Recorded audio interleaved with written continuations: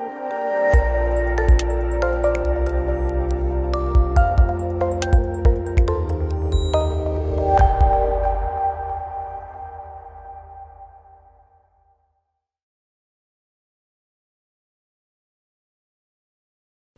back.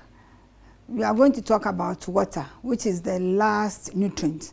As I told you, water is a nutrient. So always remember water as a nutrient.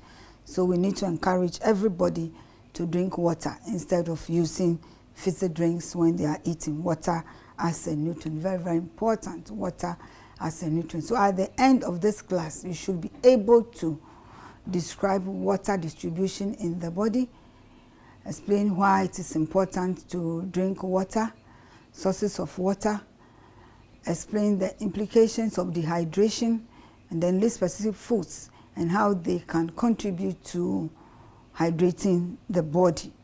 And I also want to reiterate that the importance of water when it comes to managing the elderly is also very, very important for us to note. The body contains about 50 to 60% water, and in some books you find about 70%, and majority of the water is found in the muscle tissues. So you see that water adds to the weight of the body. That is why it is important when we are going to even take body weight, we consider the water that the individual has taken, because that will influence the weight and might not give us the correct readings. Yes, very, very important.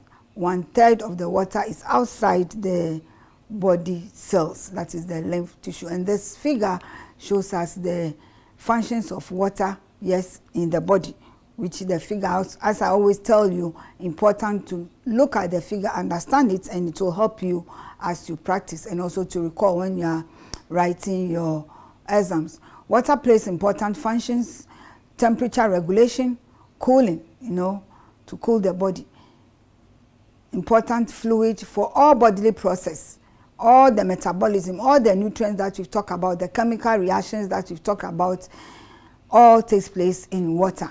When it comes to maintaining the body pH or acid-base balance, it is water that plays an important role.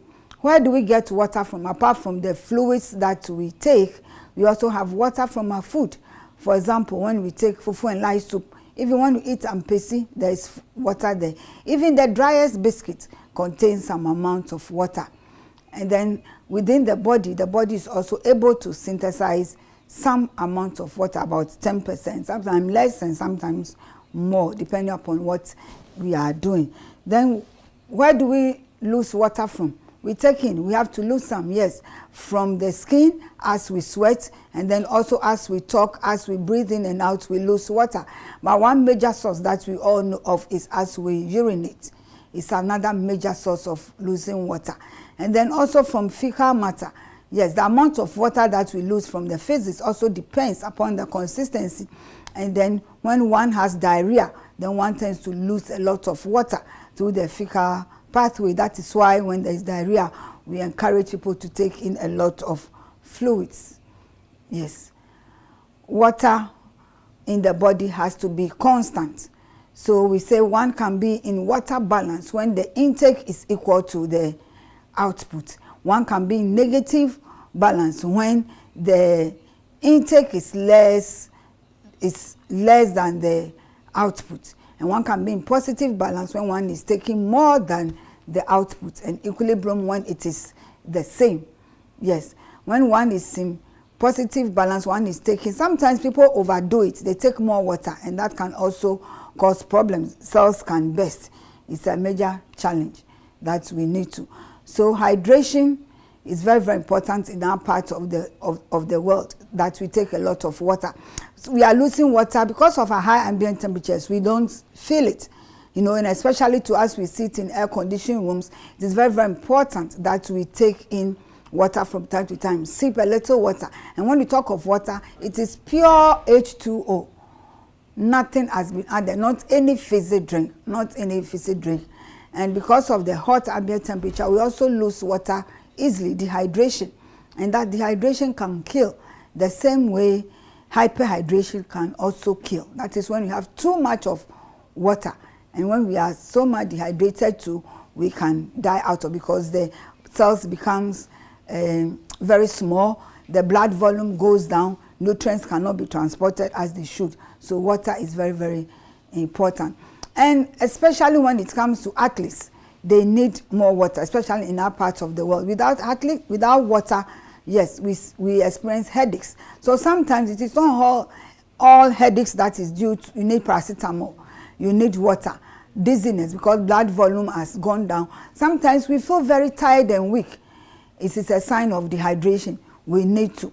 And when we are not also taking in a lot of water, we are forcing the kidney to overwork, and that can also have negative impact on the kidney. And then there's also poor circulation. So water is very, very important.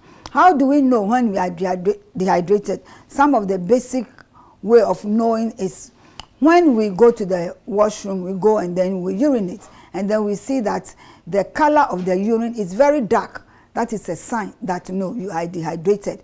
And sometimes too, in the pot, you see that the urine will be sitting under, because it is very dense, the water will be on top and the urine will be down. That is a sign that an individual is dehydrated. So we need to educate people on that.